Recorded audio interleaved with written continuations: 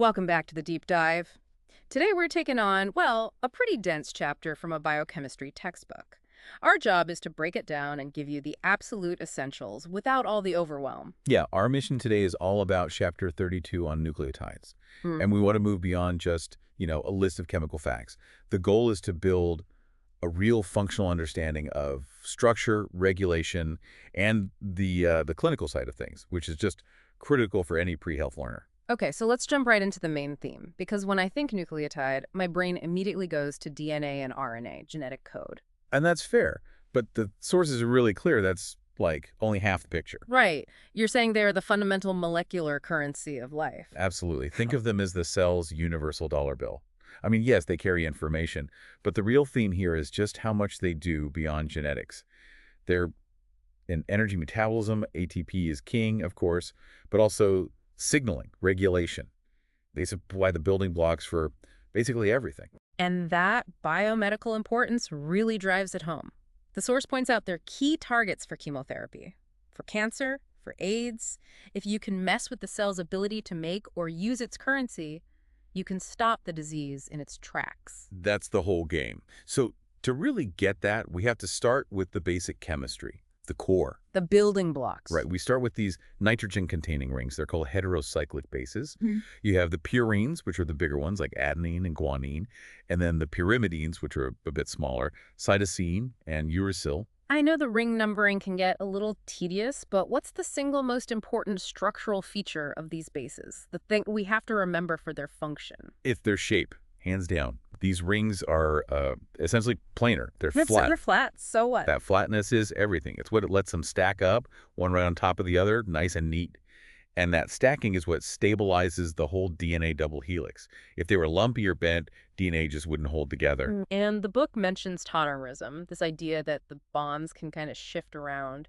What's the bottom line there for us? The bottom line is that life hates ambiguity.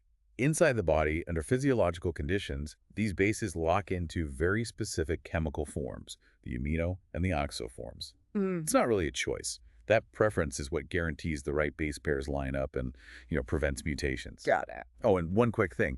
Because of those amino groups, they are weak bases. But if a proton comes along, it grabs onto a ring nitrogen, not the amino group itself. Okay, so we have the base. Now we assemble it.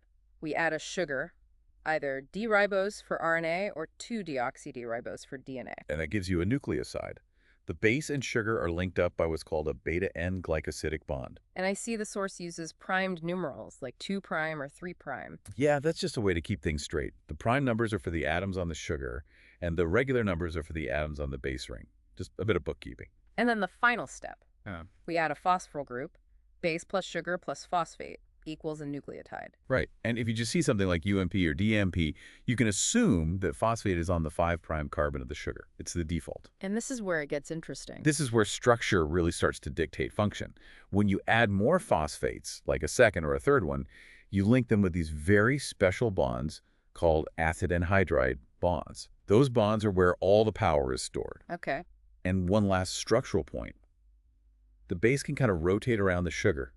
But in our bodies, one position, the anti-conformer, is strongly preferred. It's just more stable. So those acid anhydride bonds, let's connect that to the big picture. Why do they matter so much? This gets us to the why of how NTPs work. It's all about thermodynamics, or what we call high group transfer potential.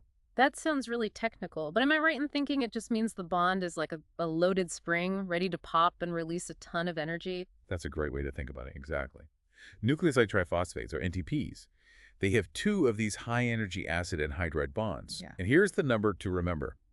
The energy release, the Ages, for breaking one of those terminal phosphate groups off, is about -7 kcal per mole.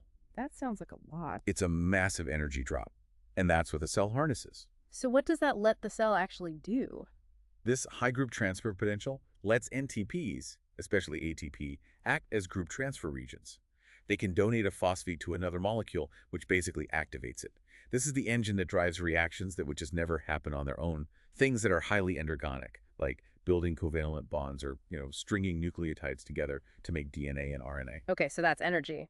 What about some of their other chemical properties? The source brings up charge and UV absorption. Right. It's those phosphoryl groups again. They have low pK values, which just means that at the pH inside our bodies, which is around 7.4, nucleotides carry a significant negative charge. Which makes them good at what?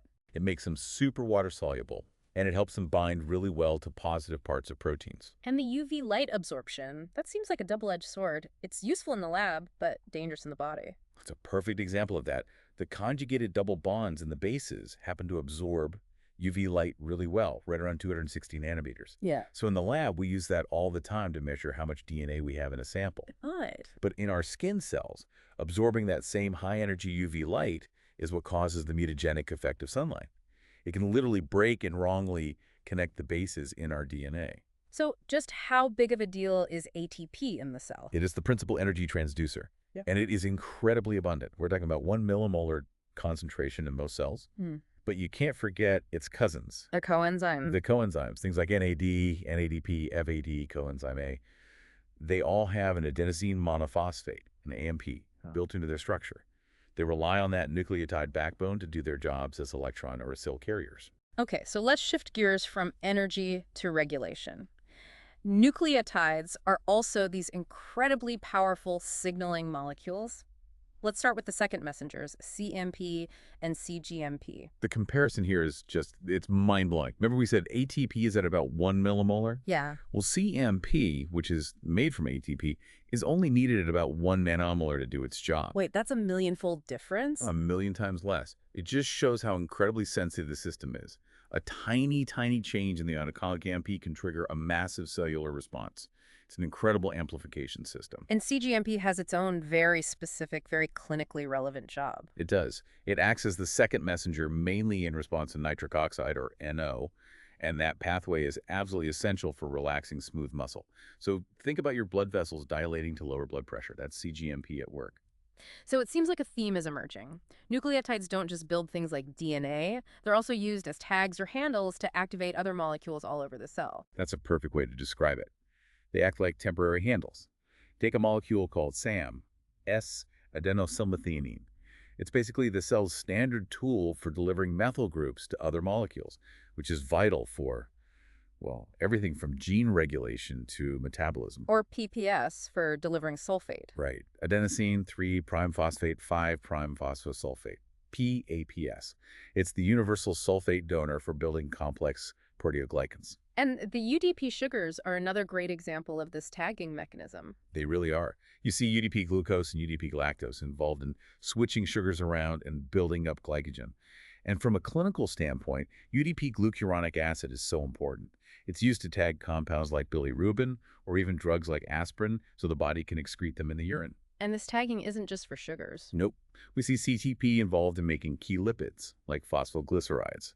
And GTP plays its own dual role. Right, it's an allosteric regulator. Meaning it can bind to an enzyme and change its activity. And it's also an energy source, especially for making proteins. Exactly. Now, before we move on, we should probably mention that life is a bit more creative than just A, G, C, T, and U. There are some uncommon modified nucleotides out there. Like what? In DNA, you find things like 5-methylcytosine, which is a huge player in gene expression. In RNA, you see all sorts of methylated bases. These little chemical tweaks are like road signs for the rest of the cell's machinery. And then there are the breakdown products. Right. When you catabolize adenine and guanine, you get intermediates like hypoxanthine, xanthine, and finally uric acid. And just for fun, that xanthine structure is probably familiar to a lot of us. It should be. The methylated versions of it from plants give us caffeine, theophylline in tea, and theobromine in chocolate. A little biochemistry to go with your morning coffee. Huh. Okay, so we've built the monomers. Let's link them up into the big polymers. DNA and RNA. They connect using these 3' to 5' phosphodiester bonds. And this creates a directional backbone. It has a distinct 5' end and a 3' end, and we always, by convention, read it from 5' to 3'. Now, what's so fascinating here, and the source makes a big deal of it, is this paradox about the bond's stability. It is a great paradox. Breaking that phosphodiester bond, hydrolyzing it, is actually strongly favored thermodynamically. It releases energy. It wants to happen. Okay, wait, if it wants to break, why doesn't all of our DNA just dissolve? I mean, it needs to last a lifetime, sometimes for millions of years. And that is the crucial difference between thermodynamics and kinetics. Even though breaking the bond is favored, the reaction itself is incredibly slow without an enzyme to help it along. So there are enzymes for that. Oh yeah, they're called phosphodiesterases. But without them, the bond is kinetically stable. It's like a biological insurance policy that lets our DNA stick around for so long. But RNA is famously unstable. It's fragile, it's temporary, so something must be different there. And it's one of the most beautiful and simple chemical explanations in all of biology. The cause is the 2' hydroxyl group, the 2' OH. Which is on RNA but not DNA. Exactly. That little OH group acts like an internal wrecking ball. It can reach over and attack the adjacent phosphodiester bond, causing the RNA chain to basically cut itself. That one tiny difference, one single oxygen atom, is what separates a permanent molecule like DNA from a temporary one like RNA. Amazing. We also see modifications that happen after the chain is already made, post-transcriptional modifications, things like pseudoradine, where the ribose sugar is attached to the uracilpase through a carbon-carbon bond instead of the usual nitrogen bond. And we can even see TMP, the thymine nucleotide, pop up in RNA sometimes. That's right. In tRNA, a UMP can get methylated by SAM to become a TMP. Right. Just shows that the cell is constantly editing and refining these molecules to tune their specific functions. All right, let's bring this all home and into the clinic. This is where it gets really powerful. We can make synthetic analogs of these molecules. And the strategy is just brilliant. You take the natural nucleotide and you tweak it just a little bit. Change something on the base or the sugar. And how do those work as drugs? They generally work in one of two ways. First, they can jam up the enzymes that are needed to make new nucleic acids, basically shutting down the assembly line. Or second, they can actually get incorporated into a growing DNA or RNA chain. And act like a dud. Exactly. They act as a molecular error that gums up the works and stops replication cold. This sounds perfect for targeting cells that divide really fast, like cancer cells. That's the main application. For cancer, we have drugs like 5-fluorouracil or 6-mercaptopurine that block the synthesis pathway. Then you have others like cytarabine that get incorporated into the DNA and stop it. And we also use the same idea for immunosuppression. We do. A drug called azathioprine is actually a prodrug. It gets converted in the body to 6-mercaptopurine, and it's used to suppress the immune system to prevent organ transplant rejection. And then there's the classic gout drug, allopurinol. This is a perfect example of targeting an enzyme. It really is. Allopurinol is used to treat hyperuricemia, which is high uric acid, and gout. It works because it's an analog that specifically inhibits an enzyme called xanthine oxidase, The one that makes uric acid. the one that performs the final step in purine breakdown to make uric acid. So by blocking that enzyme, you dramatically lower the amount of painful uric acid crystals that can form in the joints. And we even use these analogs as tools for basic research. Yes, this is so clever. Researchers have made non-hydrolyzable analogs where that high-energy bond can't be broken. Why would they do that? It allows them to figure out if a molecule's effect is due to the energy it transfers, or if it's just due to the act of it binding to a regulatory site on a protein. It lets you separate the energy switch from the control switch. So let's wrap this up. What does this all mean for you, the learner, trying to master this? We started with the basic chemistry, that these bases are flat, they're charged, and we built up to their incredible functions. They're the energy drivers, they're potent second messengers like cGMP, and there are these critical delivery systems. And finally, we saw how understanding their structure lets us design powerful drugs. And my quick recap would be just two main ideas. First, that high group transfer potential, that -7 kcal per mole, that's the engine that drives almost all of anabolic life. And second, that tiny 2' OH group. Its presence or absence is what dictates the fundamental stability of our most important macromolecules. It's the difference between temporary and permanent. So here's a final thought for you to chew on. Every disease we talked about, from cancer to gout, really comes down to manipulating the shape or the metabolism of this one type of molecule. If nucleotides are truly the currency of life, what happens when we can design a completely new artificial currency? What other diseases could we cure by intelligently redesigning the molecule itself, just like we did with allopurinol to solve the ancient problem of gout? Thank you for joining us on this deep dive into the molecular currency of life. We'll catch you next time for the next big dive.